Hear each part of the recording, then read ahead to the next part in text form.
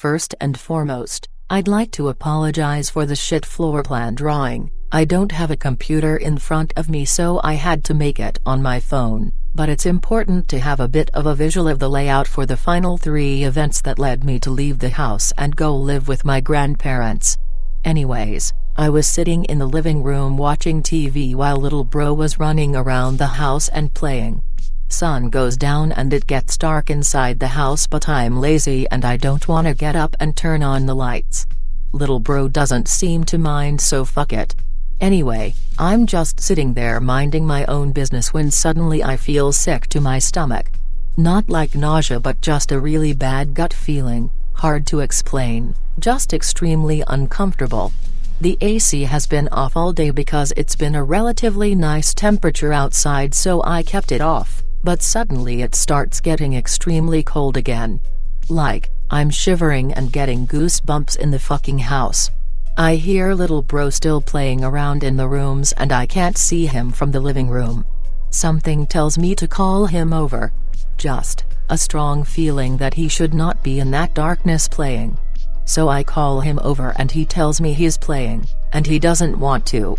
So of course, I tell him I'm in charge and to get his ass over here right now. At this point the feeling in my stomach is unbearable, just pure dread and anxiety. So, he finally does start walking towards the living room and he stands in the corner between the living room and the dining room. In this corner he can see me, and he can see the rest of the house in pitch black darkness. When he turns to me he's smiling, and then he turns to the dark side of the house and says, "Come here. I wanna keep playing. Come on." I lost it. I got up and sprinted towards him without looking in the darkness, picked him up and took him outside the house. I told him to stay put and I ran back inside the house to see if he was talking to someone that had broken in or something. So, armed with a shitty pocket knife and with my heart pounding in my chest, I ran back inside the house to see what the fuck my brother talked to. I turned on all the lights, room by room, looked in the closets, even mustered up the courage to look in the attic, checked the back doors and all the windows, and nothing. Not a single thing that would point towards someone breaking in. I called the cops anyway and told them what happened. They sent over 2 cops and they swept the house completely and the backyard as well, and they told me the same, no signs of forced entry at all. They gave me the usual speech of kids have wild imaginations blah blah. I really wanted to believe them, but I know it isn't what happened. They asked my little brother what he saw, and he just keeps saying my friend over and over again. The cops leave and my mom gets there.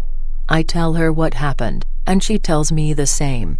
Just his imagination. I know nobody will believe me, so I just call it a night. A couple of days went by with no activity at all, and I'm finally having some semblance of normalcy in the house. No noises, cold spots, doors opening, nothing at all. Even my little brother never mentions his friend again. I'm a bit relieved and take comfort in the thought that this whole ordeal may be over. That night I put him down to bed and he knocks out right away. The dog jumps up on my parents' bed right next to my brother as if saying, "Don't worry, I'll keep an eye on him." I go to my room to read some magazines and listen to some music while I get sleepy.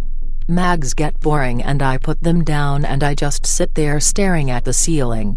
I zone out for a second when I realize the door to my room is wide open and I can see straight into the darkness, which I hate because, like I mentioned earlier, I do not like open doors. So I decide to get up to close it, except I didn't.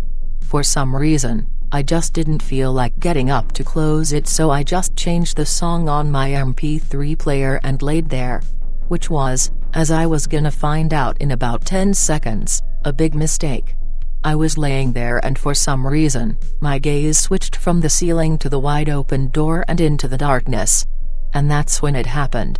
A lady, very old looking in a gray dress with gray hair up in a bun, legitimately and deliberately, floated right past my door, clear as day, headed for my parents' room. I was not sleeping, I was not high, I know what I saw that night, and if I was more artistic I could draw her up in a second because I will never forget her and every detail about her. In retrospect, the closest thing I can tell you she looked like for reference was the bad lady from the movie Dead Silence, but more human and less demonic, if that makes sense. I was frozen in place in my bed. I could not move. I never understood what people experienced when they go into shock until that night. There's simply nothing you can do.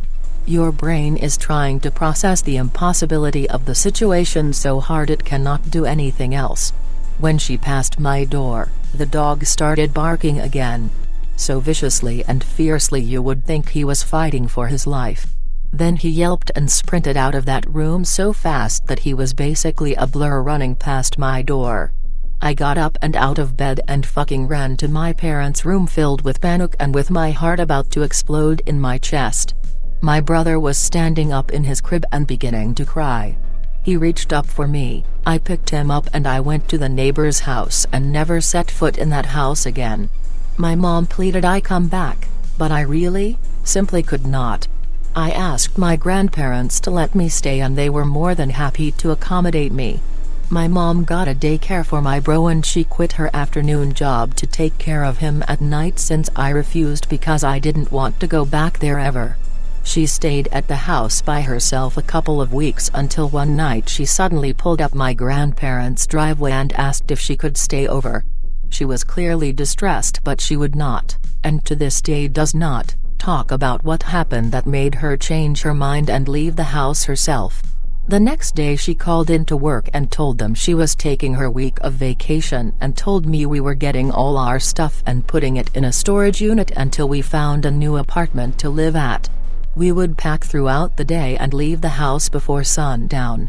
Every day for a week, even though I would tell her we could get some more stuff done with the lights on, she would refuse to stay a second past sundown.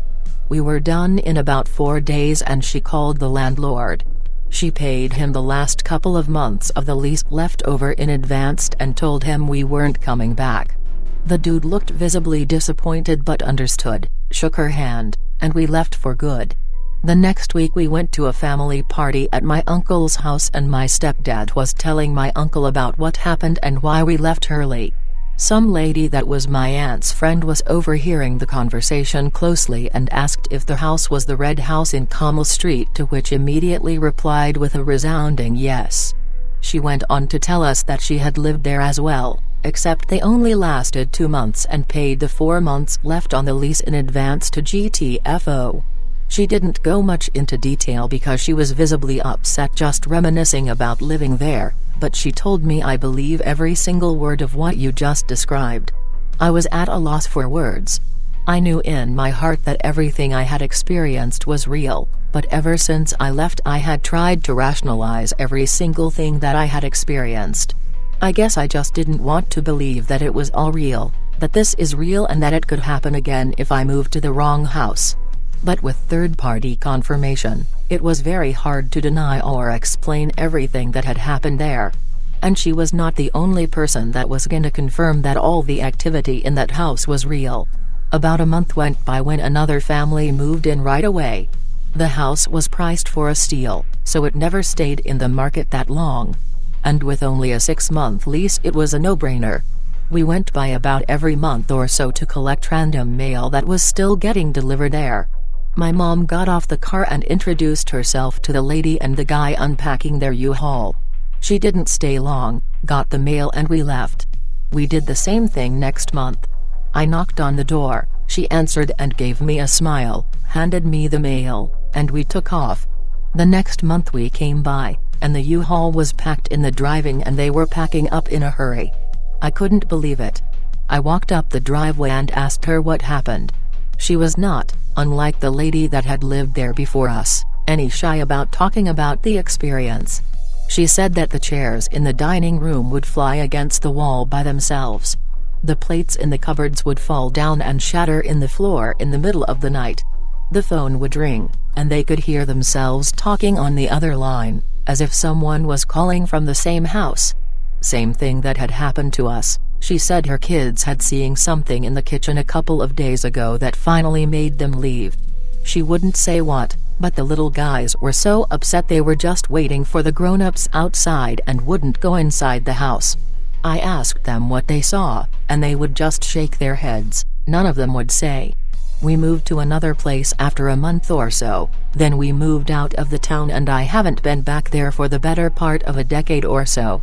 There's a lot of things out there that I simply cannot explain or understand. But that house made my skeptic ass a believer. I looked up the house on Google Street View just now and seeing those kids outside makes me feel sorry for them, because I know why they don't wanna hang out inside.